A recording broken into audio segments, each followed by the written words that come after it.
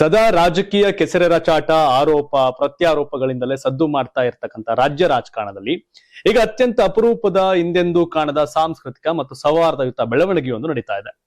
ಮುಖ್ಯಮಂತ್ರಿ D K Shivakumar ಅವರು ತಮಗಿರೋ ಸಾಲು ಸಾಲು ಸಭೆಗಳ ಬ್ಯುಸಿ ನಡುವೆ ವಿರೋಧ ಪಕ್ಷದ ಮಾಜಿ ಮುಖ್ಯಮಂತ್ರಿಗಳ ಮನೆ ಬಾಗಿಲಿಗೆ ಸದ್ದಿಲ್ಲದೆ ವಿಸಿಟ್ ಕೊಡ್ತಿದ್ದಾರೆ.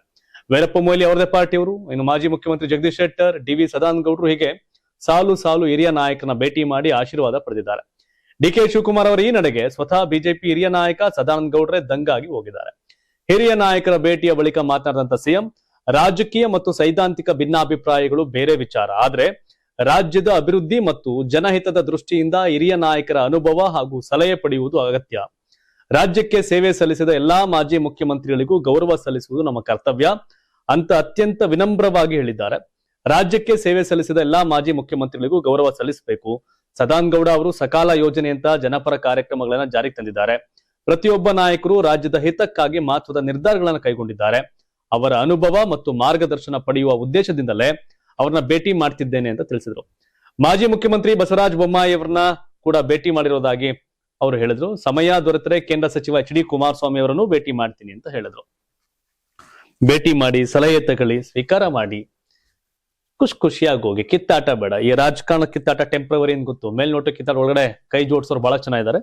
ಬಟ್ ಮೇಲ್ನೋಟಕ್ಕೆ ಒಳಗೆ ಎಲ್ಲಾ ಕಡೆನೂ ಚೆನ್ನಾಗಿರಿ, ಜನಕ್ಕೆ ಒಳ್ಳೇದಾಗ್ಲಿ ಅಷ್ಟೇ. ಇನ್ನು ಕರ್ನಾಟಕ ಕಾಂಗ್ರೆಸ್ ಸರ್ಕಾರದಲ್ಲಿ ಒಳಗೊಳಗೆ ನಾಯಕರುಗಳ ನಡುವೆ ಕುರ್ಚಿ ಮತ್ತು ಅಧಿಕಾರಕ್ಕಾಗಿ ಯಾವ ಮಟ್ಟದ ಲೆಕ್ಕಾಚಾರಗಳು, ತಂತ್ರ ಪ್ರತಿತಂತ್ರಗಳು ನಡೀತಾ ಇವೆ ಅನ್ನೋದು ಆಗಾಗ ಸಡನ್ ಆಗಿ ಹೊರ ಬರ್ತಾ ಇರುತ್ತೆ. ಈಗ ಅದೇ ಸಾಲಿಗೆ ಲೋಕೋಪಯೋಗಿ ಸಚಿವ ಬೆಳಗಾವಿಯ ಪ್ರಭಾವಿ ನಾಯಕ ಸತೀಶ್ ಜಾರಕಿಹೊಳಿ ಅವರು ಕ್ಯಾಮೆರಾ ಮುಂದೆಯೇ ಆಡಿರೋ ಒಂದು ಮಾತು ಇಡೀ ರಾಜ್ಯ ರಾಜಕಾರಣದಲ್ಲಿ, ಅದರಲ್ಲೂ ಕಾಂಗ್ರೆಸ್ ಪಾಳಯದಲ್ಲಿ ಭಾರಿ ಸಂಚಲನ ಮೂಡಿಸಿದೆ. ನಾನು ಕೆಪಿಸಿಸಿ ಅಧ್ಯಕ್ಷ ಸ್ಥಾನಕ್ಕೆ ಆಸೆ ಪಟ್ಟಿದ್ ನಿಜ ಅಂತ ಸತೀಶ್ ಜಾರಕಿಹೊಳಿ ಓಪನ್ ಆಗಿ ಒಪ್ಕೊಂಡಿದ್ದಾರೆ.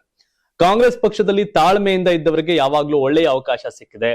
ಕಾಲ ಇನ್ನೂ ಮಿಂಚಿಲ್ಲ. ಪಕ್ಷಕ್ಕಾಗಿ ಶ್ರಮಿಸುವ ಮತ್ತು ತಾಳ್ಮೆಯಿಂದ ಇರುವ ನಾಯಕರಿಗೆ ಸೂಕ್ತ ಸಮಯದಲ್ಲಿ ಹೈಕಮಾಂಡ್ ಮನ್ನಣೆ ನೀಡಲಿದೆ. ಕೆಪಿಸಿಸಿ ಅಧ್ಯಕ್ಷ ಸ್ಥಾನವೂ ಸಿಗುತ್ತದೆ ಅಂತ ಜಾರಕಿಹೊಳಿ ಹೇಳಿದ್ರು. ಕೆಪಿಸಿಸಿ ಅಧ್ಯಕ್ಷ ಸ್ಥಾನಕ್ಕೆ ಆಸೆ ಪಟ್ಟಿದ್ದು ನಿಜ. ಹೈಕಮಾಂಡ್ ತೀರ್ಮಾನದಂತೆ ಸಚಿವ ಸ್ಥಾನ ಲಭಿಸಿದೆ.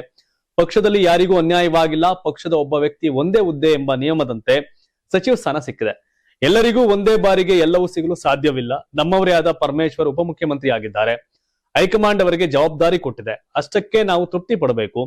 ಪಕ್ಷಕ್ಕಾಗಿ ದುಡಿಯುವವರಿಗೆ ಭವಿಷ್ಯದಲ್ಲಿ ಇನ್ನಷ್ಟು ಉತ್ತಮ ಅವಕಾಶಗಳು ಸಿಗಲಿವೆ ಎಂಬ ವಿಶ್ವಾಸವನ್ನ ಸತೀಶ್ ಜಾರಕಿಹೊಳಿ ವ್ಯಕ್ತಪಡಿಸಿದ್ರು. ತಾಳ್ಮೆ. ಡಿ ಕೆ ಶಿವಕುಮಾರ್ ಪ್ರಯತ್ನ ಫಲಿಸಿಲ್ಲ, ಪ್ರಾರ್ಥನೆ ಫಲಿಸು, ತಾಳ್ಮೆಗೆ ಬೆಲೆ ಸಿಕ್ತು. ಹಾಗಾಗಿ ಅವನ್ನ ಗುರಿಯಾಗಿ ಇಟ್ಕೊಂಡು ಸತೀಶ್ ಜಾರಕಿಹೊಳಿ ನಾನು ಕೆಪಿಸಿಸಿ ಅಧ್ಯಕ್ಷ ಆಗ್ಬೇಕಾಗಿತ್ತು, 2028ಕ್ಕೆ ನಾನು ಮುಖ್ಯಮಂತ್ರಿ ಆಸ್ಪಿರೆಂಟು, ಇವೆಲ್ಲ ಹೇಳ್ತಾ ಇದ್ರು. ಬಟ್ ಡಿ ಕೆ ಶಿವಕುಮಾರ್ ಬರೀ 2 ವರ್ಷ ಅಲ್ಲ, ನಾನು ಒಟ್ಟು 7 ವರ್ಷ ಸರ್ಕಾರ ಮಾಡಕ್ ಬಂದಿರೋನು ಅಂತ ಹೇಳ್ತಾ ಇದಾರೆ. ನೋಡ್ಬೇಕು, ಎಲ್ಲರ ಕೋಆರ್ಡಿನೇಷನ್ ಬಹಳ ಇಂಪಾರ್ಟೆಂಟ್ ಆಗುತ್ತೆ ಅಂತ. ಇನ್ನು ನೂತನ ಮುಖ್ಯಮಂತ್ರಿ ಡಿ ಕೆ ಶಿವಕುಮಾರ್ ಅವರ ನೇತೃತ್ವದ ಸಚಿವ ಸಂಪುಟ ವಿಸ್ತರಣೆ ಸಂಬಂಧಪಟ್ಟಂತೆ ಒಂದಷ್ಟು ಚರ್ಚೆ ಆಗ್ತಾ ಇದೆ. ಸಿದ್ದರಾಮಯ್ಯ ಪಾಳಯದ ಅತ್ಯಂತ ಹಿರಿಯ ಮತ್ತು ಪ್ರಭಾವಿ ನಾಯಕ ಕೆ ಎನ್ ರಾಜಣ್ಣ ಅವರು ಒಂದಷ್ಟು ಮಾತನ್ನು ಹೇಳಿದ್ದಾರೆ. ನನಗೆ ಡಿಕೆಶಿ ಸಂಪುಟದಲ್ಲಿ ಸಚಿವ ಸ್ಥಾನ ಬೇಡವೇ ಬೇಡ, ಆ ರೇಸ್ನಲ್ಲೇ ನಾನಿಲ್ಲ ಅಂತ ರಾಜಣ್ಣ ಹೇಳಿಕೆ ಕೊಟ್ಟಿದ್ದಾರೆ. ಅಷ್ಟೇ ಅಲ್ಲ, ದಲಿತ, ಹಿಂದುಳಿದ ವರ್ಗ ಮತ್ತು ಅಲ್ಪಸಂಖ್ಯಾತ ಸಮುದಾಯಗಳಿಗೆ 3 ಉಪಮುಖ್ಯಮಂತ್ರಿ ಸ್ಥಾನಗಳನ್ನ ನೀಡಲೇಬೇಕು ಅಂತ ಹೇಳಿದ್ದಾರೆ. ಜೊತೆಗೆ 5 ವರ್ಷಗಳಿಂದ ಜಿಲ್ಲಾ ಮತ್ತು ತಾಲೂಕು ಪಂಚಾಯಿತಿ ಚುನಾವಣೆ ನಡೆಸದ ರಾಜ್ಯದ ಕೋಟಿ ಕೋಟಿ ಹಣ ನಷ್ಟ ಮಾಡ್ತಿರೋ ಆ ಅಧಿಕಾರಿಗಳ ವಿರುದ್ಧ ವಿಧಾನಸೌಧದಲ್ಲೇ ಕೆಂಡ ಕಾರಿದ್ರು. ಇದು ಇವತ್ತಿನ ವಾದ ಅಲ್ಲ, ಬಹಳ ಹಿಂದಿನಿಂದಲೂ ಇರುವ ನ್ಯಾಯಯುತವಾದ ಬೇಡಿಕೆ ಅಂತ ಹೇಳುವ ಮೂಲಕ ಡಿಸಿಎಂ ಹುದ್ದೆಗಳ ಸೃಷ್ಟಿಯ ಚರ್ಚೆಯನ್ನ ಮತ್ತೆ ಮುಂಚೂಣಿಗೆ ತಂದಿದ್ದಾರೆ. ಇನ್ನು ಇದೇ ವೇಳೆ ರಾಜ್ಯದಲ್ಲಿ ಸ್ಥಳೀಯ ಸಂಸ್ಥೆಗಳ ಚುನಾವಣೆ ನಡೆಸುವಲ್ಲಿ ಭೀಕರ ವಿಳಂಬ ಬಗ್ಗೆ ರಾಜಣ್ಣ ಕಳವಳವನ್ನ ವ್ಯಕ್ತಪಡಿಸಿದ್ದಾರೆ. ಹೌದು, ಜಿಬಿ ಎಲೆಕ್ಷನ್ ಮಾಡ್ತಿಲ್ಲ, ಲೋಕಲ್ ಬಾಡಿ ಎಲೆಕ್ಷನ್ಸ್ ಮಾಡ್ತಿಲ್ಲ, ಗ್ರಾಮ ಪಂಚಾಯತ್ ಎಲೆಕ್ಷನ್ ಇವೆಲ್ಲ ಡಿಲೇ ಮಾಡ್ಕೊಂಡು ಹೋದ್ರೆ ಹೇಗೆ ಅನ್ನೋ ಪ್ರಶ್ನೆ. ಸುಪ್ರೀಂ ಕೋರ್ಟ್ ಕೂಡ ಈಗಾಗಲೇ ಚೀಮಾರಿ ಆಗ್ತಿದೆ. ಸೊ ಆದ್ರೆ ಸರ್ಕಾರಗಳ ಕ್ಯಾರೆ ಅಂತ ಇಲ್ಲ. ಬಟ್ ಎಲೆಕ್ಷನ್ ಮಾಡಬೇಕು, ಅಧಿಕಾರ ವಿಕೇಂದ್ರೀಕರಣ ಬಹಳ ಇಂಪಾರ್ಟೆಂಟು.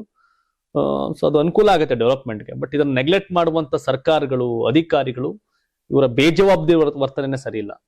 ಡಿ ಕೆ ಶಿವಕುಮಾರ್ ಜಿಲ್ಲಾ ಪಂಚಾಯತ್ ಮೆಂಬರ್ ಆಗಿ MLA ಆಗಿದ್ದು, ರಾಮಲಿಂಗಾರೆಡ್ಡಿ ಜಿಲ್ಲಾ ಬಿಬಿ ನಗರಸಭಾ ಮೆಂಬರ್ ಆಗಿ MLA ಆಗಿದ್ದು, ಎಷ್ಟೋ ಜನಕ್ಕೆ ರಾಜಕೀಯ ಜನ್ಮ ಕೊಟ್ಟಿದ್ದು ಲೋಕಲ್ ಬಾಡಿ ಎಲೆಕ್ಷನ್ಸ್. ಅದ್ಯಾಕೆ ಹಿಂಗ್ ಮಾಡ್ತವ್ರು ಗೊತ್ತಿಲ್ಲ.